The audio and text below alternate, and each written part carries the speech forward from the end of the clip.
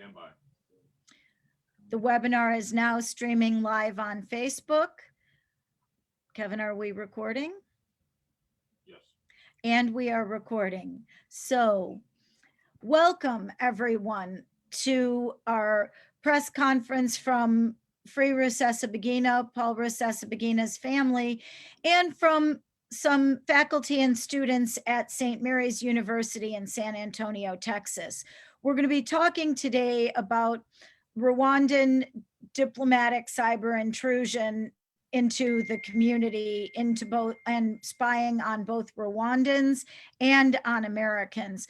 Brian Endless, Professor Endless, I'm going to toss it over to you to talk a little bit about this in context of what happens with Rwanda and its diplomatic corps normally. Thank you, Kitty, and thank you all for joining us today. As Kitty mentioned, my name is Brian Endless. I'm a professor in the Political Science Department at Loyola University Chicago, where I also serve as Director of African Studies. In addition, I am a colleague and longtime friend of Paul Rusesabagina.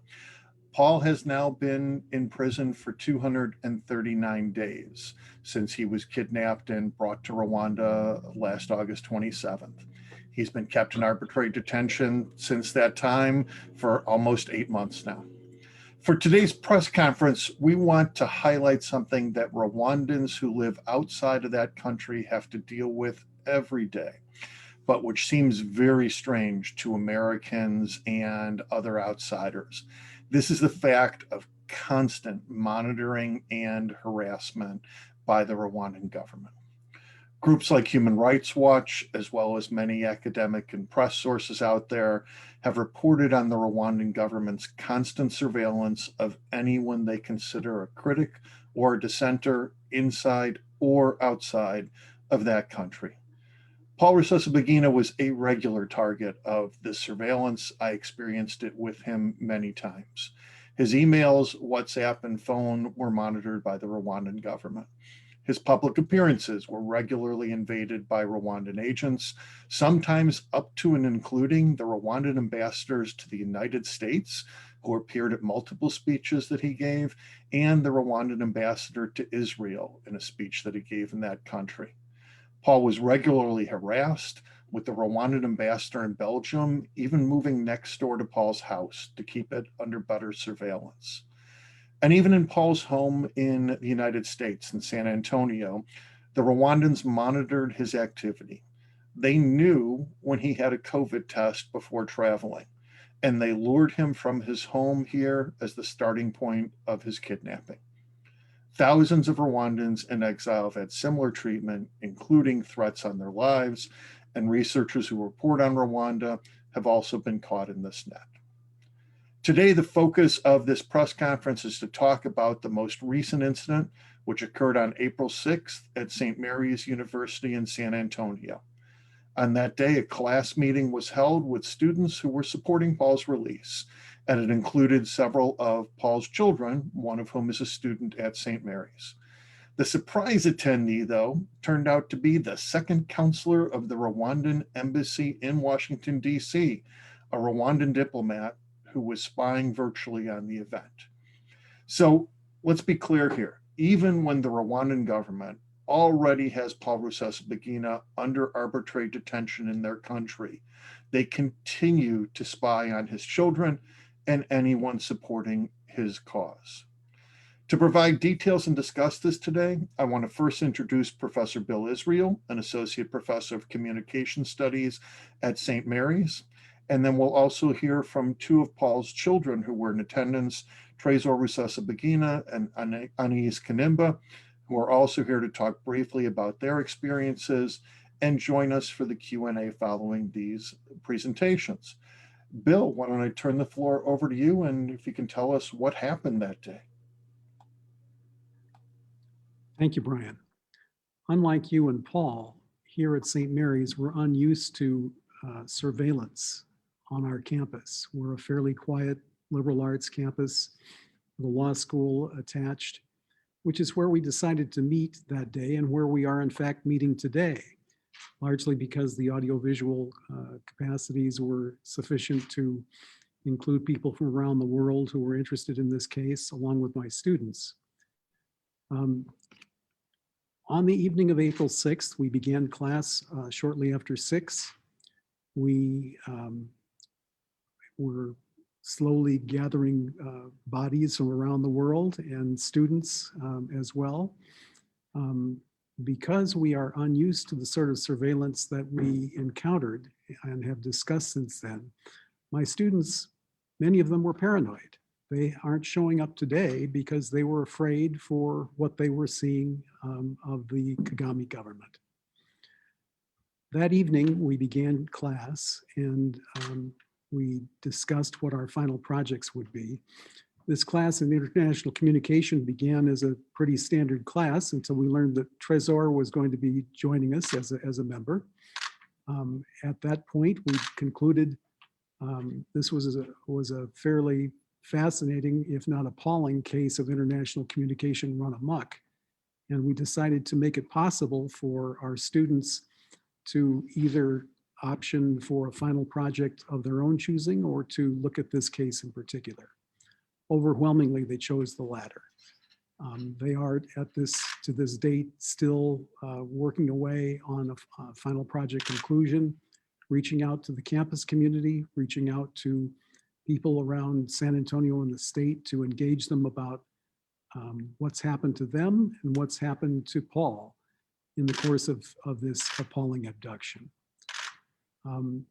About perhaps 10 minutes into our discussion, there appeared one Charles in Tagaruka, who registered for about 3 minutes on our electronic reception. And he then disappeared. But then someone using his same IP address appeared a few minutes later and stayed with us for the duration. Because we were unprepared for intrusion, we didn't, and were deeply engrossed in the conversation, we didn't notice that Mr. Ntagharika or his alias MN had shown up and were with us for the entire period until my associate, a staff member at St. Mary's, recognized the intrusion, pulled me aside and said, "What do we do?" And I said, "Well, we challenge him." So we stopped the proceedings.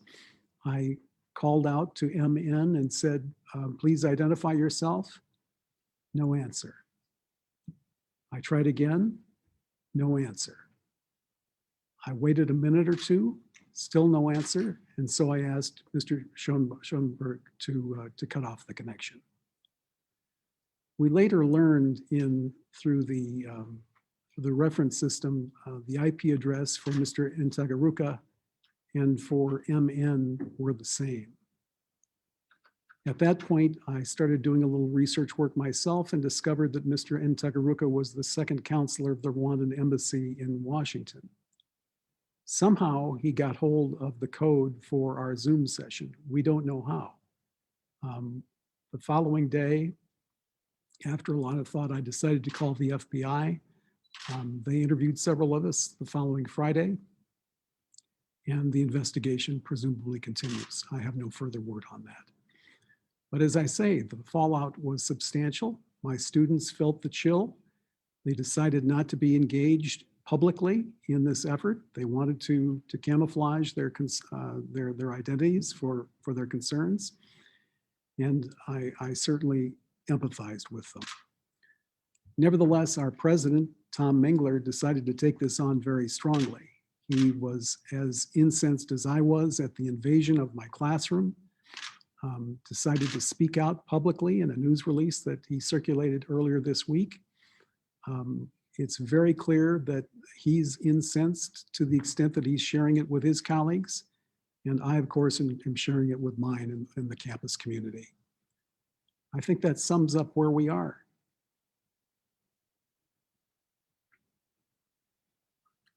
Great. We're going to hear next from Trésor Rusesabagina, who is Paul Rusesabagina's youngest son and is also a student in Professor Israel's class at St. Mary's. Trésor, tell us just a little bit about how you felt first as a student, but also as Paul's son, to have the Rwandan embassy spying on you inside of the United States of America? Um, Thank you, Kitty. Well, first, uh, I'm still trying to grasp with that reality that it happened. Um, Physically, I'm doing okay. Um, Feels like I'm doing better than I deserve with where my father is. Nothing feels okay, but I'm doing fine. Mentally, I couldn't be further from that. I've had to adjust to this life without my father, who I grew up watching defend others and stand up for them, and even, change their lives at times just by giving them something that seemed unsurmountable, or just he was always there for others. And now I have to adjust to him being captive and alone and vulnerable with no one at his side, really. So mentally, I'm not doing great. But if you add to that the fact that now I have to worry about my father's safety and health, but I also have to worry about my mother, if she's being followed. Um, I need to wonder if my brother and my sisters are safe. And what about my nephews and my nieces? Are they okay? Um, in their classrooms. Now I have to add that on top of this. So it's clear that these people are willing to try anything to get to us. It's a good thing we were raised by Paul Rusesabagina, so we're strong and we don't break. But it is something that we have to worry about, and it doesn't feel good. Um, they if they're willing to do this, what else are they going to do? Um, what else are they willing to do? Who else are they willing to spy on? This it feels like a desperate act from them, but I, when does desperation become dangerous for the people that I love? It's already took my father, so these are the things that I worry about on a day-to-day basis. But like I said, my family and I, we're strong, we're solid. Um, we wish that someone was with my father to tell him to be strong, but we know he feels us. And this is just another hurdle that we have to jump, and we will jump that hurdle. But yeah, this is worrisome. It's sleepless nights at times, but we move on. Thank you so much, Trezor. I'm going to also, many of us on this call are familiar with Rwanda and know how Rwanda works. I have a feeling that Noah, who is here with us today, who is one of Professor Israel's students as well, Noah, I'm pretty sure you were not prepared for this. Tell us how you felt after class and after what happened. Yeah, honestly, it was pretty scary uh being there in the class. I remember the moment because I was sitting right behind Dr. Israel, and he gets up kind of frantically and walks back to Jeff Schonberg, who was helping us, and talked with him for a while. And I was wondering what was going on. And then to hear the next day that Dr. Israel had called the FBI and that the situation was actually serious was shocking to me. And it just showed me kind of how desperate the regime really is to silence any opposition. um, and it just was kind of eye-opening for me, and yeah, a little bit scary. And I did not expect all for that to happen in our classroom, in a private this is a private school, in a private classroom, private Zoom session. Everybody's on Zoom now, and there needs to be protection for that too. And yeah, so it was pretty scary. Thank you so much, Noah. We really appreciate you, and I'm sorry that you had to go through this. I know as Americans, we're not used to quite this. We're probably used to surveillance when we're walking down the street. There's security cameras, but we're not used to people coming into our own space, coming into our Zoom calls, coming into our computers, coming into our phones. But Anais Kanimba, Paul Rusesabagina's daughter, is a little bit more familiar with this kind of behavior. And Anais, I was hoping today you could tell us a little bit more about some of the surveillance and harassment your family has received over the years. Maybe you could tell us about the break-in in Brussels and what happened to your dad in Israel and any other incidents that you want to share with us, Anais. Thank you, Kitty. So yes, this practice of surveillance on our family, of trying to terrorize our family, has been ongoing for many years. You know, when in Belgium, you know, our house has been broken in many times, and actually 3 times, but 3 times is more than enough. We when they come, we know that it's the Rwandan authorities that come, or somebody affiliated with the Rwandan authorities, because they haven't stolen any valuable, but instead they go into searching for documents written in Kinyarwanda. They want to move everything in the house and just to scare us.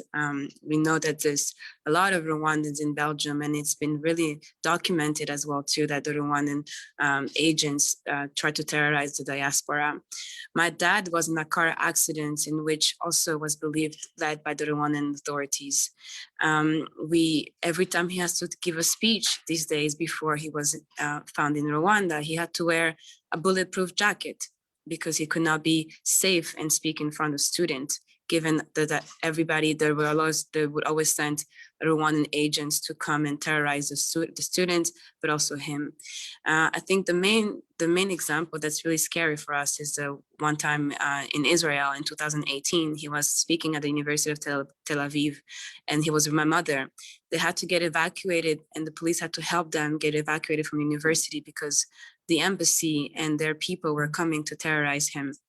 And so, you know, this practice of just wanting to know everything we're doing, every single move, is not only on us. This is what the Rwandan does on many people in the Rwandan diaspora here in the United States, in Europe, even in Africa, specifically in the countries around Rwanda, like the Congo, Burundi, and Tanzania, and others in Uganda. And these people have even less, I would say, privilege to talk about what's happening to them. And so we're very fortunate that we can inform the world here in the United States that we are safe here in the United States. We can rely on the FBI to help us, but other people may not. And so this practice of terrorizing of Rwandans needs to stop. And our family will, like Trezor say, you know, our dad raised us to stay strong, and we'll stay strong. This is a hurdle that we'll overcome. But it's also a problem that needs to stop. And so this is why we're really calling to action for the international community to know what's happening. And I'd like to finish with this by reminding you that the Freedom House wrote a report recently on transnational repression, in which they really detailed this practice of the Rwandan authorities spying on the diaspora. And so I will invite you all to read a little bit more about that. Thank you so much, Anais. And I realize at the start of the press conference, I was remiss. I did not give the journalist instructions that we usually do, which is at the end of the press conference, we have a Q&A function at the bottom of your screen. You can go ahead and type your questions into the Q&A function, and we will answer all of them. Before we get to questions, though, I want to come back to Professor Endless, and I want to ask you, what are we going to do about this? What do we want the United States government to do about this? And then I want to also foreshadow the fact that Anais talked about what the Rwandans are doing to people all over the world as far as harassment and surveillance. And thank you so much for mentioning the Freedom House report. I think in the future, we're going to have to do another press conference about all of the people that Rwanda has killed outside of Rwanda, all of the Rwandan dissidents and politicians. But we'll save that story for another day. In the meantime, Brian, can you go ahead and talk about the call to action, and then we will come back to Bill Israel for the final wrap up, and then we'll go to questions. But if you have questions right now, you can go ahead and put them in the Q&A, and we will get to them all. Brian, go ahead. Thank you, Kitty. First, I just want to say, Bill and Noah and Bill, everyone in your class, on behalf of the family and the team, we are just sorry that your desire to do the right thing brought you into just a little bit of this world. And we appreciate the fact that you are willing to put yourselves out there both to help Paul, but also to make this type of harassment public. As we said, these are things that people just don't see. Inside Rwanda, humanitarian critics are kicked out. They're harassed. They're imprisoned. Rwandans are killed inside and outside of the country, as Kitty said. Authors writing about Rwanda critically are threatened and have had to go into hiding. One author, a Canadian professor who was researching in Rwanda, was thrown into a re-education camp. Rwanda has re-education camps for locals. They've even used them on people who are not Rwandan citizens who are inside of that country. This is a repressive regime, and they take that repression across borders. We live in the United States. We're not used to seeing these things. We don't realize they exist. And as I think Bill and Noah put it very well, they hit people incredibly hard. As Trezor said, if they're willing to do this, what else are they willing to do? What else are they willing to do, not just to Paul's family, but to anyone who supports his cause? And his cause is a just one.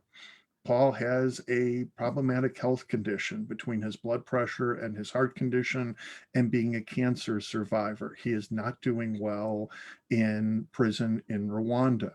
He was kidnapped illegally. One European parliamentarian, I think, put it best, and I'm going to paraphrase, a government that has good evidence against someone does not kidnap them.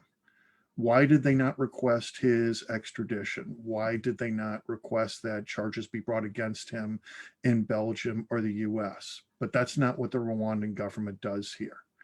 In terms of what we are asking of the United States, we once again want to encourage the Biden administration and especially the State Department to request the immediate release of Paul Rusesabagina on humanitarian grounds. He should be brought back to Belgium or the United States, and if there are reasonable charges, they should be provided by the Rwandan government, and Belgium and the US can decide what they need to do in terms of a fair trial.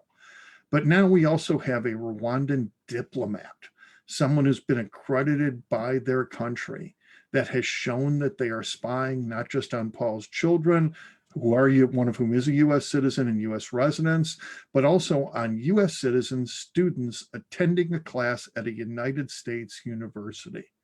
Several years ago, Sweden expelled Rwandan diplomats for spying and for threats. We'd like to challenge the US government to do the right thing and expel this diplomat. That person is not here to spy on United States citizens. That is not the purpose of diplomacy, and we want to challenge the US government to do the right thing. Thank you. Thank you, Brian. And now, Professor Israel, did you want to say a little wrap up before we go to questions? Thank you, Kitty. If the intent of the Rwandan government was to intimidate the Rusesabagina family, I don't think that happened. And let me tell you, they didn't intimidate the rest of us in Texas. They crossed the wrong people. We're not going to take this lying down. My students have been galvanized by this incident. They're gathering forces with people of faith across the city, beginning on this campus. We're mad. We're making contact with our representatives and our senators, and we're not going to take this lying down. I want to underscore what Brian said. If the Swedish government would expel a diplomat for spying on Rwandans, what are we going to do as a State Department, as a Biden administration, and as a nation? Are we going to let Rwandan spies inspect us in our classrooms, in our homes, without recourse? I don't think so. If the Swedes can expel a diplomat, you sure as hell can imagine that we can do the same. Thank you so much, Professor Israel, and thank you all for being brave enough to talk about this today. I know that sometimes it is frightening for these people to be always looking over our shoulders. I want to start out with the first question, Professor Israel. When you spoke to the FBI about this incident, did it seem like they were surprised? Or how did they react? How did they react, I guess is my question. They were engrossed. They were fascinated at the fact that this had happened. They couldn't quite believe their ears. And so they began digging in. And they spoke to 5 of us for about an hour and a half, hour and 45 minutes to get started about 2 weeks ago. And I expect that isn't the last we've heard from them. That's very interesting because over the years, when we've talked to law enforcement about different incidents that happened, whether it was people harassing us at public events or Paul's house getting broken into or the Rwandans harassing us in other ways, the local police kind of didn't really know what to make of it. And nothing ever really happened in the prosecution of these acts because local police and even the FBI that we've talked to before, they just didn't understand. I think things like the Freedom House report that Anais referenced is a good teaching tool, and maybe we should be giving it to law enforcement when we talk to them so that they can understand that this is a real thing. We have a question from the audience. How have any members of Congress who have been supporting Paul taken any measures to take action against Rwandan spying? Professor Israel, do you want to talk about your experience with Congress, and then I can jump in if you'd like. Sure. We have been in touch with Representative Joaquin Castro's office, who in turn has been in touch with Representative Bass's office. They are forwarding the inquiry. We are in close touch. We will be looking to expand that effort to more of the Texas delegation over the course of the next couple of weeks.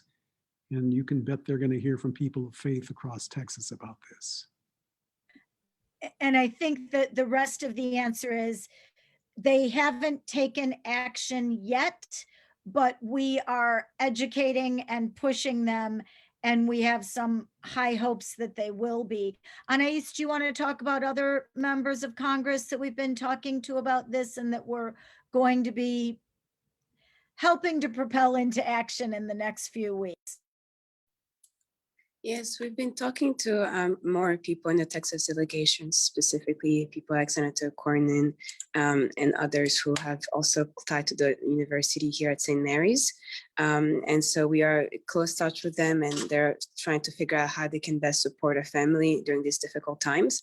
I'd like to mention that many people from the Texas delegation also signed the congressional letter that was passed by in December, which demanded the release of my father on humanitarian grounds. So we're going to elevate that with them and see how we can continue working on bringing my father while also taking care of this issue as well. Kitty, I want to add just a parcel. When my colleagues in my international communication class understood that Trésor was Paul's father, and we began to understand the profundity with which this has affected the family, we couldn't go on without addressing this frontally. These people have shown more courage and more bravery than most people do in a lifetime. And it's incumbent on us to support them, to help them, and by God, we're going to do it. Thank you so much. The next question is for you, Professor Israel. It's from Sophie Neiman. She says, thanks very much for taking the time to speak about this. She's a freelance journalist, and Professor Israel, beyond the stated goal of intimidating students and professors, were there any direct consequences that resulted from the attempt spying on your Zoom class? Thanks very much again to all. First, Ms. Hyman, I'm familiar with your work, having taken a look at it through Kitty's good tutelage. I appreciate your good work, and I thank you for the question. There haven't been direct impacts of this other than my students, frankly, being afraid. Trésor did a great job of describing what this has meant to him and to his family. We're in much less exposure than he and his family are. So nevertheless, the impact was chilling. My students and I discussed this frontally on at least 2 occasions. I encouraged them to be engaged or not be engaged publicly, depending on what they were comfortable doing. And I think you can see today by how few have turned up, the impact was clear. And I'm going to go a little bit further, Sophie. Part of the problem is also we didn't necessarily want the Rwandan government to know where the Rusesabagina family is, where they're staying, where they're living, because they are under direct threat from the Rwandan government, and we're worried about their safety. We didn't want them to know that Trésor was at school at St. Mary's. We didn't want them to know where other family members are. There were other friends of the family on the call who have also been spied on by the Rwandan government in the past. And we didn't want them to know where those people were. Anais, maybe you want to elaborate a little bit on that piece of it about Ambassador Kruger's Sure, family? yes. So we have to be very careful where we are in our every single move. And that's, I think, a new reality that we're living for the last 7 months. Our security is a priority for us, but for my father as well. He wouldn't want something like this to happen to us where we something happened. And so, for our family friends too, and specifically the Kruger family has also been the target of the Rwandan government in the last couple of years. And so they've also been supporting us, but also we're together, and it's good not to be alone in this situation. But it's not something that I wish on anybody. But when you have other people who understand this, it helps you overcome some of these difficult times. I just want to add that the Kruger family is the family of Ambassador Robert Kruger, who was a United States ambassador to Burundi and to Botswana, was also a United States congressman and senator from Texas. And the Rwandan government has also been spying on his family for years. Again, when we go to talk to Congress and the Senate and the State Department, if we're allowing the Rwandans to not only spy on Rwandans in America, but on American government officials and retired government officials, how is that okay? I'd like to add briefly to Kitty, in the more general presence, Bill used an important word, which is chilling. This is intended to have a chilling effect. The person that was on the Zoom call didn't have to say a word to freak out people on the other end and to make people realize. Think of yourself in a Zoom meeting, and suddenly you realize someone's there who you don't know. They're completely silent. They're on a blacked out screen. You challenge them, they don't answer. And then you find out afterwards that they are a diplomat, a paid professional agent of the government that you are talking about at this meeting. And they have found a way into your meeting and they are listening to you. Their desire is to stop Americans and stop others around the world from hearing about Paul's situation, from hearing about their human rights violations against Paul and many other people. Their desire is to stop us from hearing about it and stop us from taking any action. And they are willing to send a diplomat from the embassy to a class at St. Mary's University to accomplish that. What else do we think they're willing to do? Sadly, those who work with Paul know almost anything is the answer.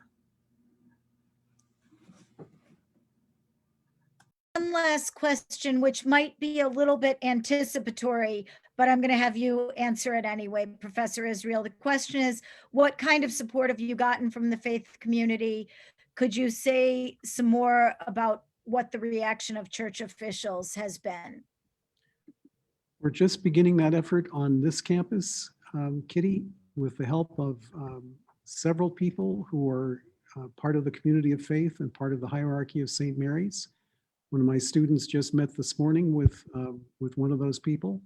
We're planning an ecumenical assault on this area to educate people on what's happened through showings of Hotel Rwanda around the area, certainly around here locally. And we will be asking people of faith, and we will ask people of faith directly to put pressure on Congress and on the Biden administration to see that this doesn't happen again, and to see that we get Paul Rusesabagina back home safely. We're going to take one last call for any questions from the Zoom room. And then Bill, I'm going to let you all go because I know you have reporters in the room with you that you need to speak to as well. So one last call. Are there any more questions from Zoom? Seeing none, I'm going to go ahead and wrap up our oh, wait, one more. Oh, no, it was just a thank you. And thank you all for watching and listening. We're going to go ahead and wrap up this session. I'm going to let you guys talk to the local reporters. Thank you all for paying attention to this important story and for trying to help get the word out about the kidnapping and detention of Paul Rusesabagina. As many Rwandans have said to me over the last several months, if Kagame can do this to Paul Rusesabagina, no one is safe anywhere. Thank you very much for joining us today.